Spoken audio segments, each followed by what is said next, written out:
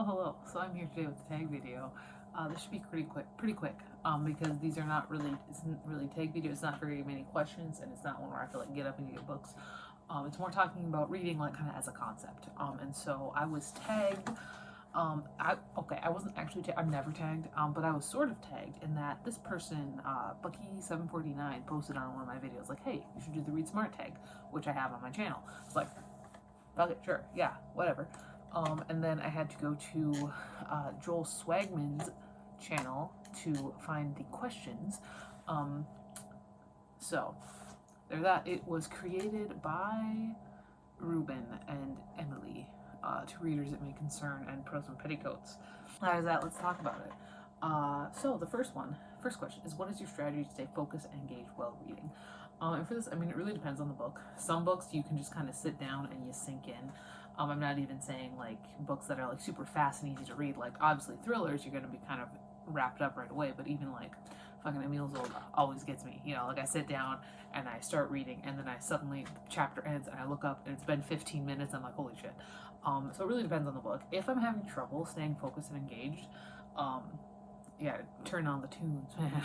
And sometimes, you know, if it's really a struggle, like if it is a really intense book that I really need to focus on, it'll be instrumental. For the most part, I can block out music and I can use it as like just noise. And sometimes it does really kind of match up really nicely.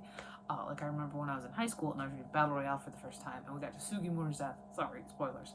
But my iPod, I was listening up to my little iPod Touch in physics class because I was done with everything. I was reading Battle Royale and I was listening to my iPod Touch. And Bleeding Out by Imagine Dragons started playing. And it would just match up perfectly. I know we meme on Imagine Dragons, but Bleeding Out still kind of holds a place in my heart, like emotionally. So music can help. Sometimes, you know, I will sit, like if I move away from my desk chair, I'll go like sit in the bed, instead of book in the bath, that might help. Book in the bath are generally where I focus the best because there are no outside distractions. I just sit there in person soup and I read my book. So that can help. Those are different ways, but for the most part, I can read pretty much anywhere. Number two, how does your environment influence your focus, and what can you do to optimize it? That's really what I just kind of discussed. But yeah, like the book in the bath helps. Sometimes, you know, sitting in bed, you know, with nothing else going on, no noise, just kind of sitting and reading, that also works. What methods do you use to retain and recall information from what you've read? So a lot of the stuff I read is kind of crap. I'm really a genre fiction kind of person. Mostly horror. I really enjoy horror. And so a lot of what I read is really crappy horror. Like I'm talking David Robbins, Richard Lehman, people like that. So there's not much to retain and recall. There are definitely pieces of books that I've read that are in my head forever. Like the acid pool in Revenge of Taurus. The what number horoscope was that?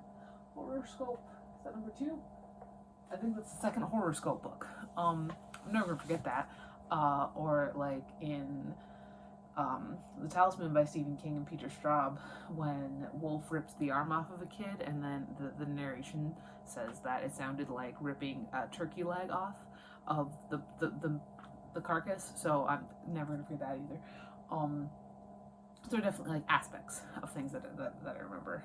But in general, I don't tend to read things that I need to remember anything. Reading in general is more for enjoyment and fun for me. I'm a writer, and so a lot of that I just kind of like the words and everything just kind of sinks in, you know. I know, I mean, the nonfiction stuff that I read, I guess, I read French Revolution history, but a lot of that I kind of already know. It's just like little extra things that then just kind of fit in there. But yeah, so there's that. The answer is I don't. I just read a lot. I don't know. So what role do note-taking and annotation play in your reading process? Not much. I do annotate some books. Sometimes I will open a book and I'll be like, yeah, I'm annotating this shit. Like when I read The Great Secret Show by Clive Barker, I did annotate to a point. I didn't like do intense annotations, but I did, you know, I underlined, I wrote some notes in the margins. Also, when I did, this book has really seen better days. Oh my god. Can I peel this off? Would that be okay? What happens if I do that? Does that mean I need a new copy of The Great and Secret Show? I think that's what that means. Okay, no, I started peeling and the whole cover started coming off. I don't know what's making it do this. It's like, you see that? Yeah. Or when I did Paris and the Terror. Again, I wrote a bunch of stuff in the margins. But I'm not a big annotator. I really am not. I was an English major. I got my fill there. All right. How do you balance reading for pleasure with reading for personal or professional development? I don't, and it's all reading for pleasure. I do think that reading for pleasure does have its own sort of development for you, especially depending on what you're trying to develop. I do think that equating reading into this is for fun and this is not for fun does make us not like the stuff that's not for fun. So when I do read something that would be considered reading not for fun, reading for personal or professional development, I don't consider it that. I just consider that also reading for fun. I remember once last year it was before school. I was doing a little bit of reading before the kids came in, and I teach 5th grade. And the superintendent poked her head and she's like, "Oh, what you reading right now?" Because everybody knows I read a lot. I was like, "Oh, the Iliad." And she was like, "Oh, are you reading anything for fun?" I was like, "No, the Iliad is for fun. Like, I'm reading that one for fun." So I don't really tend to separate the two. If I'm reading something, it's for pleasure, and if it happens to help a little bit in any sort of, real way, it's great. All right. What is the importance of setting reading goals? There isn't one. I do set reading goals just because I think it's kind of fun. I think it's fun to see the numbers tick up. I don't really care all that much. Like, I have all these fucking books in the book wall, and if I read, I'm gonna read them all. I've noticed recently that I started going away from when I read them all to if I read them all, because goddamn, that thing's not shrinking. But when I read them all, that's good. That's probably my biggest reading goal is finishing up the book wall.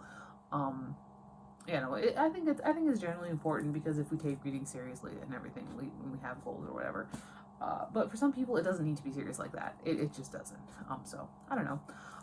What are some strategies for overcoming reading slumps or lack of motivation? I have never been in a reading slump. I'm not going to say that right now. My reading slumps consist of me reading 3 books a week.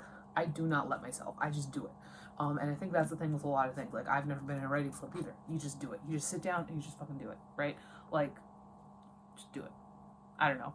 Maybe this is incredibly insensitive to people who have some kind of, like, mental illnesses and stuff like that, but just fucking do it, man. It's like getting up in the morning. Your alarm goes up. When my alarm goes off, I just get up.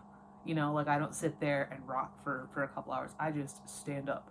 I find my phone, I turn off my alarm, and I stand up and I go get in the shower. It's within the minute I'm up. So my strategy can't really be just get over yourself, but that's kind of my strategy. Just get over yourself. Just do it. Like, it's part of me really just doesn't understand on, like, a deep personal level people who say they can't do something unless it's something that, like, physically they can't do. Like, I understand people who say, like, I can't dunk a basketball, because I'm like, that's fair, neither can I. But people say, like, oh, I can't read that, I can't read like that. I'm like, are you sure? Like, can't you, or do you just not want to? And again, maybe that's insensitive. I'm sure it is insensitive, but, like, I've never had an issue with that ever in my entire life. Like, I just do it. Like, I've never had a reading slump. I've never had any sort of lack of motivation in a real way.